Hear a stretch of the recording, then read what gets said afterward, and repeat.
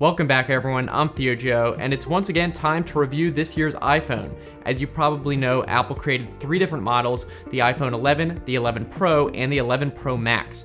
The one we're going to be looking at today is the iPhone 11 Pro, which I chose because I like the size of this one. I just think the Max would be too big. But it's not like this is going to be a comparison video or anything, we're just going to be focusing on this phone. And as usual, I'm going to be doing a Ruthless review, so I'm going to tell you everything I love, what I hate, and everything in between with no sugarcoating, especially considering the price tag. Before we jump in, also be sure to follow me on Instagram. I try to post cool stuff on there and hilarious jokes over there, so if you want to check it out, that's just at TheoJoe over on Instagram. So what we'll do is start out with the basic design of the phone, followed by the internal hardware, then on to the performance with stuff like the camera and the battery, and then move on to the user experience and software features, and finally I can talk about more general things I like and dislike about this phone and whether or not it's worth it. Alright, so first up, the general design. The screen is a 5.8-inch OLED screen Apple is calling the Super Retina XDR display, and basically it's just a really good looking OLED screen that's even brighter than last year's XS. There's still the notch for Face ID, which I will never think is not ugly, and Apple didn't even shrink it, so that's kind of a bummer. On the sides, you have what you'd expect with the volume button, silent mode toggle, the power button, and the speakers on the bottom, along with the lightning jack. Things get a little bit more interesting on the back, where there's now a matte finish to the whole thing, which I'm definitely a big fan of because it's way less likely to show fingerprints. And the other big thing is obviously the triple camera setup at the top. So there's the regular wide, the ultra wide, and the telephoto lens. Then there's the flash and microphone next to them. We'll talk more about the cameras later, but one thing I don't like is how there's basically a double camera bump here. So the whole module is elevated, and then each lens is also sticking out. I'm not a fan of camera bumps in general, but I'd think this is even more likely to get dirt and dust stuck in the crevices. That being said, as a side note, the case I have actually extends to the camera bump, so it sits flush on surfaces, which I really like. It's the Spigen liquid crystal case, and I like it because it's thin and clear, so the phone doesn't feel any bigger. It does tend to discolor over time though, but it's so cheap at like $10 you can just buy another one when it does. So if you want to check that one out, I'll put the link in the description for Amazon. That's the case I use. Besides the cameras though, and the now centered Apple logo, the overall body shape and design is pretty much the same as the last 2 generations of iPhones. Talking a little bit more about the screen though, I will say it's noticeably brighter than the previous XS, at least when it needs to be, like in bright sunlight. It supposedly has 800 nits of typical max brightness, which compares to the XS, which was rated at just 625 nits. And when I tested it with my own light meter, the 11 Pro was reading about 970 lux, versus the XS at 900 lux. Now that's a different unit from nits, so it doesn't convert exactly, but it still shows that it is indeed brighter. As for how the screen looks generally, the iPhone OLED screens are always going to look great in any case, so I wouldn't say I notice a big difference coming from the XS, but obviously it just looks good.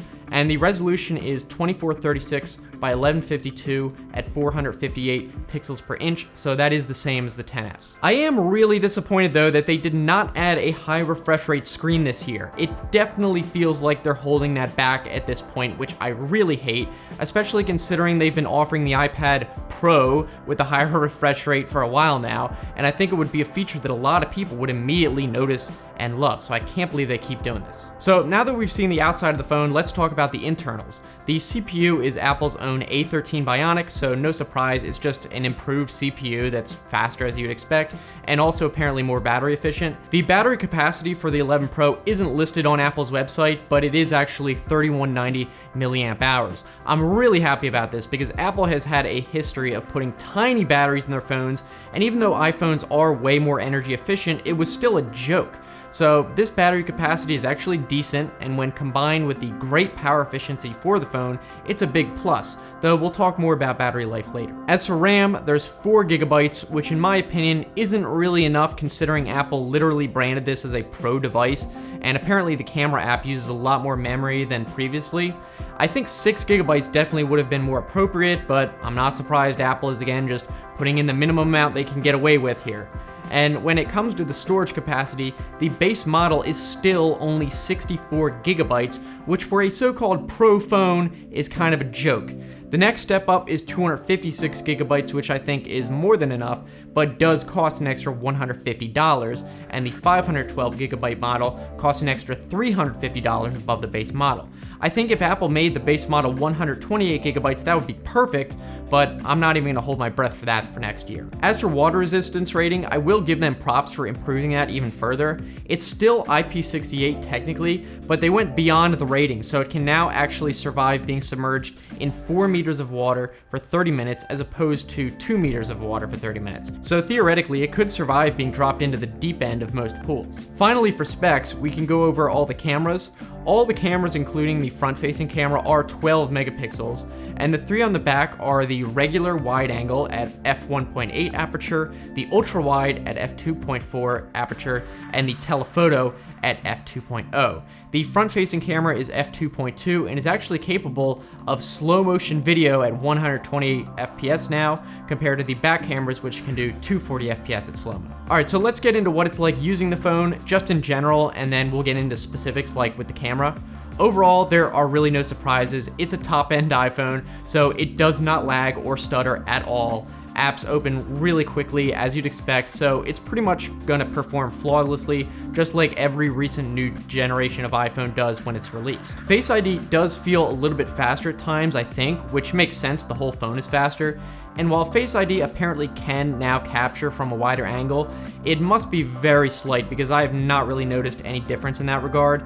It's not like it can unlock when it's sitting on my desk, even right in front of me when I'm looking at it. So yeah, I still hate Face ID personally, and I want my fingerprint sensor back, but I doubt that's gonna happen. Now, one feature you probably will notice did get removed is 3D Touch, which I liked, so I'm kind of bummed, but apparently it was removed so that they could fit the bigger battery in. So if that's the case, I guess I'll take that trade-off, but I do find myself trying to force touch things and then remembering it doesn't work anymore. So they replaced Force Touch with just holding things down now. All right, so now let's get to possibly my favorite part of this phone, which is the camera, or rather cameras. I actually love the 3-camera setup. I used the telephoto camera on my XS a lot, and I honestly didn't think that I would really need the ultra-wide angle lens, but now that I have the phone, I've found myself using it pretty often.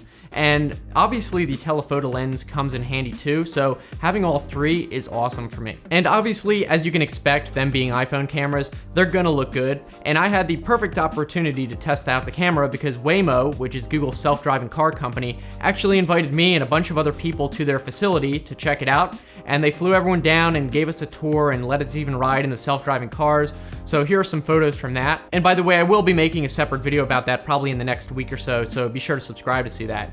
Anyway, these aren't even the best lighting conditions, basically being in a big warehouse mostly, and they still look good. There's a combination of mostly wide and ultra-wide shots here. All that being said though, the regular wide-angle lens is clearly the highest quality of the 3 in most situations, probably because it has the widest aperture, so it can let in more light so there's less noise. The ultra-wide is just noticeably softer and has nearly a full stop, slower aperture.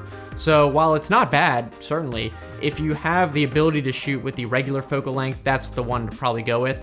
If the situation is really bright though, I would think they're all gonna look probably equally as good. One big feature with the camera app though is that there's actually a feature in the settings called Photos Capture Outside the Frame, where if you take a standard picture with a regular lens, it will actually save the ultra-wide image too, or at least some data of it. So if you go into Photos and edit it after the fact, you can basically uncrop the image. So this is great if you realize later that there's something that's cut off the edge of the frame, you can actually salvage the picture. And interestingly, when I tested it out, when you uncrop the image, it seems to retain the same detail from the regular lens, so it does not appear to just be capturing a regular and separate wide shot and then switching the wide shot if you uncrop it. I think it's actually intelligently stitching the ultra-wide lens image data onto the edges of the high-quality regular image, which is impressive. The camera app for the Pro is also redesigned a bit, so when you zoom, you can now drag your finger, which brings up this dial,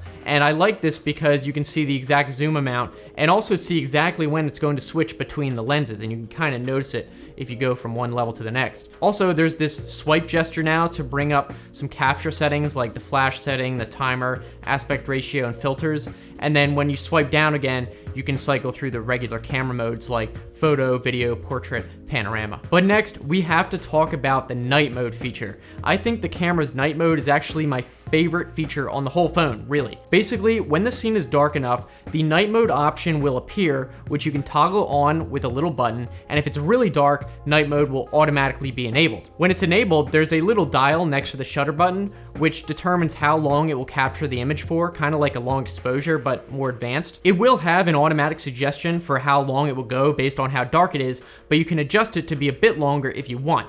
But the maximum you can set it to is also determined by how dark the scene is, and I think it also can tell if it's on a tripod, in which case it'll allow you to go longer. So usually if it's handheld, I think the longest you can go is up to 10 seconds, but if the phone is still, like on a tripod, the longest I think it goes is up to 30 seconds. Anyway, the images the night mode can produce are actually amazing. They look awesome. Here's an example from the top of a hotel without night mode, and this is the ultra wide lens, which does not support night mode, unfortunately. And then this is the night mode on the regular wide lens. It's really night and day. Notice how it maintains the brightest part, which is the pool, but also does an awesome job of lighting up the surrounding areas with the chairs, which were completely blacked out in the other one. I also did a couple darkroom tests where I basically went into a bathroom and closed the door so it was super dark and tested it out there.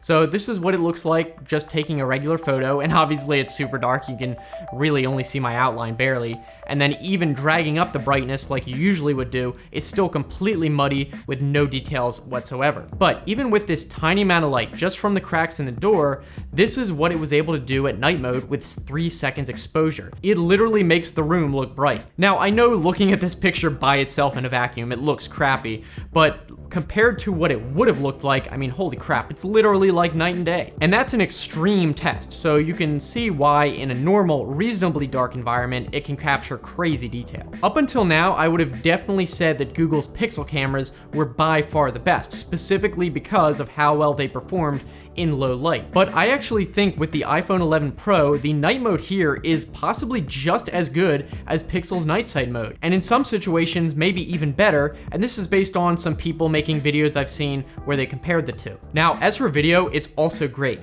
The dynamic range in particular is surprisingly good. So here's another great example when I was inside one of the Waymo self-driving cars, where not only can you actually see everything inside the car, it brings up the dark parts well, but you can also see outside for the most part, specifically out the side windows. And this is even though it was an extremely sunny day. And this was with the ultra wide angle lens too, so that did come in real handy. I was able to actually capture the whole inside of the car because of that ultra wide lens. So yeah, overall the camera is awesome as usual, but is even more so when you consider the 3 lenses and that night mode. Next up, when it comes to performance, we can't forget about the battery life, and I'm happy to say that it's actually great this year. Not only is the battery physically larger by a significant amount compared to last year, the XS specifically, but apparently the A13 Bionic chip has some specially power efficient cores on top of that. Coming from the XS, it was really a huge difference in my opinion. I'm a pretty heavy user. I like to watch YouTube videos all the time on my phone, and before I'd have to recharge my phone once a day around the afternoon,